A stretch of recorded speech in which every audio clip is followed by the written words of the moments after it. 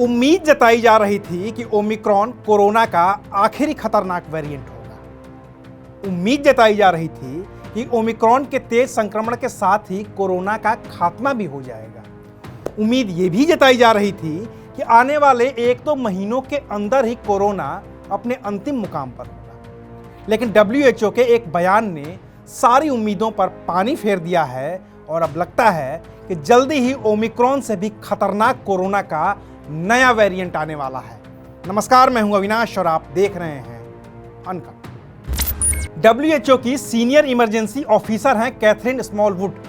उन्होंने कहा है कि अभी तक तो भले ही दिख रहा है कि ओमिक्रॉन का संक्रमण डेल्टा के मुकाबले कम खतरनाक है, लेकिन जितनी तेजी से यह फैल रहा है उससे इस बात की आशंका से इनकार नहीं किया जा सकता कि नया वेरिएंट आ सकता है और वो पहले के मुकाबले खतरनाक हो सकता है। कैथरीन स्मॉलवुड का यह भी कहना है कि ऐसा नहीं है कि ओमिक्रॉन से मौतें नहीं हो रही हैं। ऐसे में जितनी तेजी से यह फैल रहा है उतनी ही जल्दी नए और खतरनाक वेरिएंट के आने की आशंका भी बढ़ती जा रही है। कैथरीन स्मॉलवुड की इस बात में सच्चाई भी दिख रही है, क्योंकि फ्रांस में एक नया वेरिएंट आ गया है जिसे IHU कहा जा रहा है। तकनीकी भाषा में इसे B.1.640.2 कहा जा रहा है। फ्रांस में अब तक इस वेरिएंट के 12 से भी ज्यादा मरीज पाए गए हैं। यह वेरिएंट इसलिए भी खतरनाक है क्योंकि इसमें अब तक 46 बार बदलाव हो चुके हैं। और रही बात दुनिया में कोरोना वायरस की, तो पिछले 24 घंटे में दुनिया में 21,62,000 से भी ज्यादा नए मामले सामने आए हैं। वहीं भारत में भी पिछले 24 घंटे के दौरान 58,000 से ज्यादा नए मामले सामने आए हैं। ओमिक्रॉन के मामले भी 2,000 के पार हो गए हैं। मरने वालों का आंकड़ा भी 24 घंटे में 500 के पार है। इस बीच दिल्ली के स्वास्थ्य मंत्री सत्येंद्र जैन ने ऐलान कर दिया है कि भारत में कोरोना की तीसरी लहर आ चुकी है, जबकि दिल्ली में कोरोना की 5वीं लहर चल रही है। सत्येंद्र जैन ने यह भी आशंका जताई है कि अकेले दिल्ली में ही एक दिन में 10,000 से ज्यादा केस आएंगे।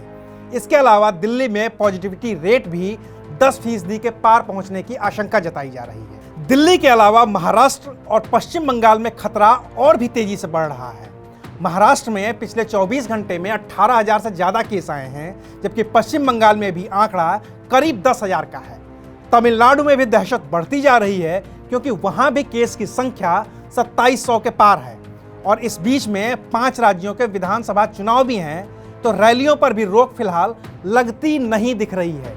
हाँ, इतना जरूर हुआ है कि कांग्रेस ने कहा है कि वो अगले 2 हफ्ते तक अपनी रैलियों को कैंसिल कर रही है। साथ ही प्रियंका गांधी वाड्रा ने उत्तर प्रदेश में चल रही लड़कियों की मैराथन दौड़ को भी रोकने का फैसला किया है।